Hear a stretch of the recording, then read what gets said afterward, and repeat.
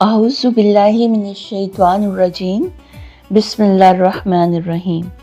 आज हम कुरान मजीद की नवीं सूरतुल तौबा का मुख्तसर तारुफ और इसका मरकज़ी पैगाम जानने की कोशिश करेंगे।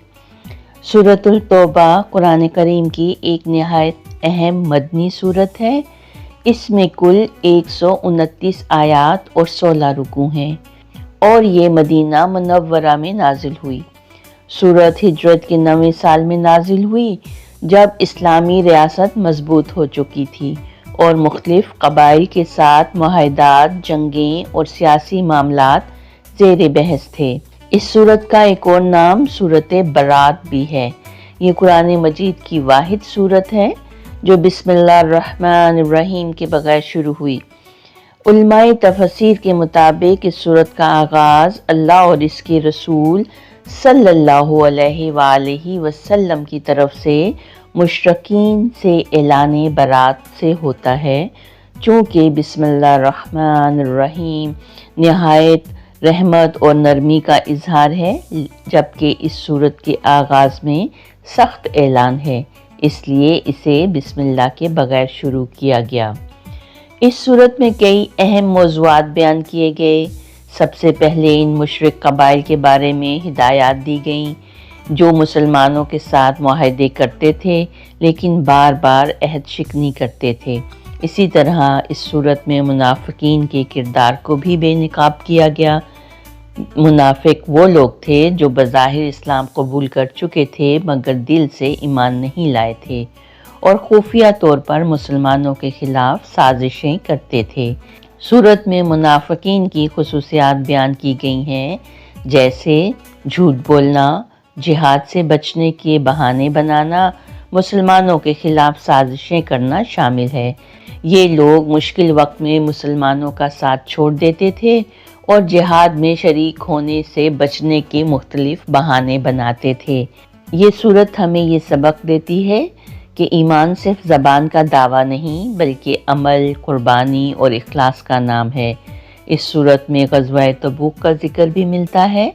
ये एक ऐसा मौका था जब शदीद गर्मी, लंबा सफ़र और मुश्किल हालात के बावजूद सच्चे मोमिन अल्लाह के रसूल सल्लल्लाहु अलैहि वसल्लम के साथ निकल खड़े हुए, लेकिन मुनाफिकीन ने मुख्तलिफ बहाने बनाए और इस मुहिम में शरीक होने से गुरेज किया।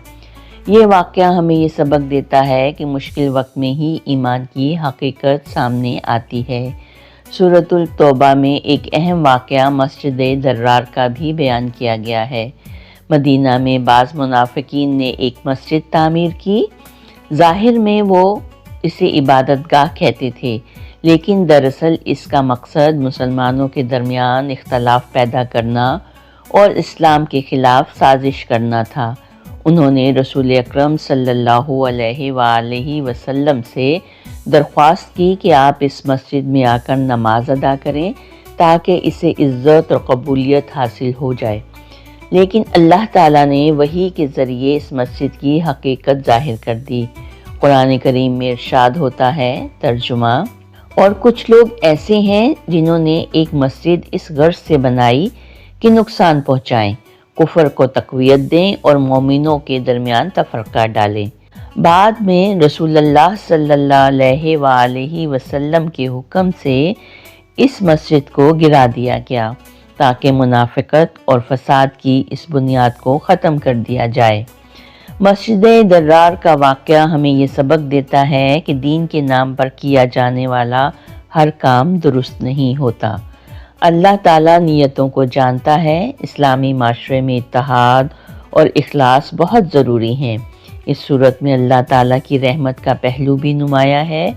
इरशाद बारी ताला है, तर्जुमा, क्या इन्हें मालूम नहीं कि अल्लाह ही अपने बंदों की तौबा कबूल फरमाता है। इस आयत से मालूम होता है कि अगर इंसान सच्चे दिल से अल्लाह की तरफ रुजू करे तो अल्लाह ताला इसकी तौबा कबूल फरमा लेता है। सूरत के आखिर में रसूल अकरम सल्लल्लाहु अलैहि वसल्लम की अपनी उम्मत से मोहब्बत और शफ़क़त का जिक्र किया गया है। इरशाद बारी ताला है, तर्जुमा, यकीनन तुम्हारे पास तुम ही में से एक रसूल आए हैं تمہاری تکلیف ان پر گراں گزرتی ہے، وہ تمہاری بھلائی کے بہت خواہش مند ہیں اور مومنوں پر نہایت شفقت کرنے والے اور مہربان ہیں۔ اس سورت کا مرکزی پیغام یہ ہے کہ ایمان میں اخلاص ہونا چاہیے، منافقت سے بچنا ضروری ہے۔ اللہ کے دین کے لیے قربانی دینا مومن کی شان ہے اور اللہ تعالیٰ سچی توبہ کرنے والے کو معاف فرما دیتا ہے۔ تو آئیے مل کر دعا کرتے ہیں کہ اللہ تعالیٰ ہمیں قرآن مجید کو سمجھنے اور اس پر عمل کرنے کی توفیق عطا فرمائے۔ اے اللہ ہمارے دلوں کو اخلاص سے بھر دے، ہمیں منافقت سے محفوظ رکھ اور ہمیں ان لوگوں میں شامل فرما جو سچی توبہ کر کے تیری رضا حاصل کرتے ہیں۔ وآخر الدعوانا ان الحمد للہ رب العالمین۔ صدق اللہ العظیم۔